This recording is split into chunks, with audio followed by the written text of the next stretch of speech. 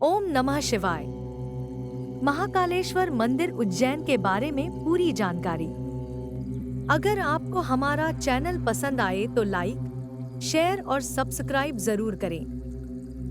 महाकालेश्वर मंदिर भारत के 12 ज्योतिर्लिंगों में से एक है, जो मध्य प्रदेश राज्य में रुद्र सागर झील के किनारे बसे प्राचीन शहर उज्जैन में स्थित है, जो हिंदुओं के सबसे पवित्र और उत्कृष्ट तीर्थ स्थानों में से एक है। इस मंदिर में दक्षिण मुखी महाकालेश्वर महादेव भगवान शिव की पूजा की जाती है। महाकाल के यहाँ प्रतिदिन सुबह के समय भस्म आरती होती है। इस आरती की खासियत यह है कि इसमें मुर्दे की भस्म से महाकाल का श्रृंगार किया जाता है। इस जगह को भगवान शिव का पवित्र निवास स्थान माना जाता है। यहाँ पर आधुनिक और व्यस्त जीवन शैली होने के बाद भी यह मंदिर यहाँ आने वाले पर्यटकों को पूरी तरह से मन की शांति प्रदान करता है।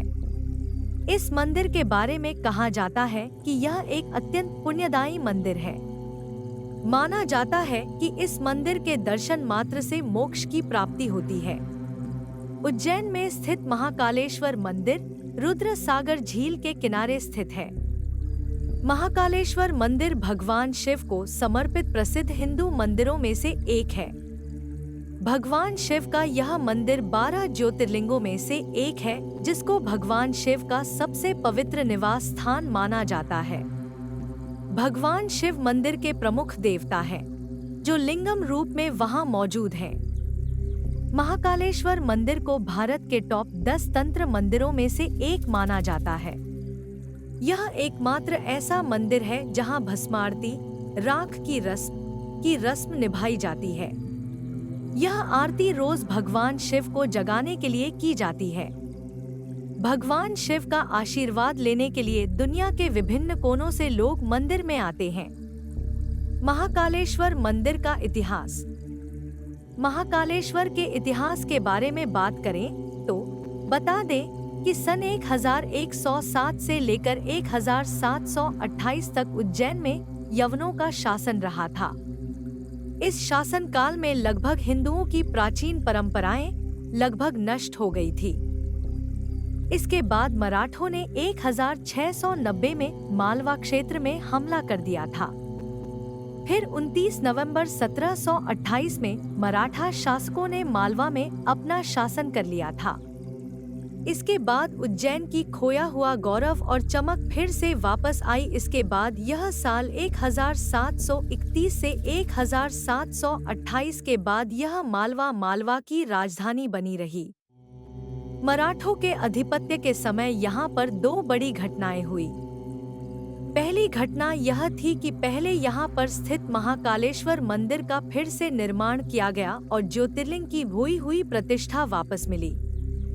इसके अलावा यहाँ सिंहस्थ पर्व स्नान की स्थापना की गई, जो बेहद खास उपलब्धि थी। आगे चलकर इस मंदिर का विस्तार राजा भोज द्वारा किया गया। महाकालेश्वर मंदिर का रहस्य और कहानी। उज्जैन आने वाले श्रद्धालु और पर्यटक महाकालेश्वर मंदिर के रहस्य और कहानी के बारे में जानने में काफी रुचि रखते हैं। आपके मन में भी उज्जैन के महाकालेश्वर मंदिर के इतिहास को लेकर काफी सवाल होंगे। तो चलिए आपको इस मंदिर के इतिहास के बारे में जानकारी देते हैं। पुराण के अनुसार एक बार भगवान ब्रह्मा और भगवान विष्णु के बीच इस बात को लेकर बहस हुई थी कि सृष्टि में सर्वोच्च कौन है। उनका परीक्षण करने के लिए भगवान शिव ने तीनों लोकों में प्रकाश के एक अंतहीन स्तंभ को ज्योतिर्लिंग के रूप में छेदा और इसके बाद भगवान विष्णु और भगवान ब्रह्मा क्रमशः प्रकाश के अंत का पता लगाने के लिए स्तंभ के साथ नीचे और ऊपर की ओर यात्रा करते हैं। लेकिन ब्रह्मा जी झूठ बोल देते हैं कि उन्हें अंत मिल गया और विष्णु हार मान लेते हैं। फिर शिव प्रकाश के स्तंभ के रूप में प्रकट होते हैं और ब्रह्मा जी को श्राप देते हैं कि उनका किसी भी समारोह में कोई स्थान नहीं होगा, जबकि विष्णु जी की अनंत काल तक पूजा होगी। ज्योतिर्लिंग वो जगह है जहां भगवान शिव प्रकाश के रूप में प्रकट हुए थे। 12 ज्योतिर्लिंग स्थलों में से प्रत्येक में शिव के अलग अलग नाम हैं।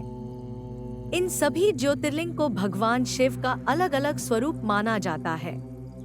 इन 12 ज्योतिर्लिंग में गुजरात का सोमनाथ, आंध्र प्रदेश के श्रीशैलम का मल्लिकार्जुन, मध्य प्रदेश में उज्जैन का महाकालेश्वर, मध्य प्रदेश में ओंकारेश्वर, उत्तराखंड राज्य में हिमालय का केदारनाथ, महाराष्ट्र में भीमाशंकर, उत्तर प्रदेश के वाराणसी का त्रयंबकेश्वर, झारखंड के देवगढ़ में या हिमाचल प्रदेश का बैजनाथ, गुजरात में द्वारका का नागेश्वर, तमिलनाडु में रामेश्वरम का रामेश्वर और महाराष्ट्र में औरंगाबाद का कृष्णेश्वर का नाम शामिल है।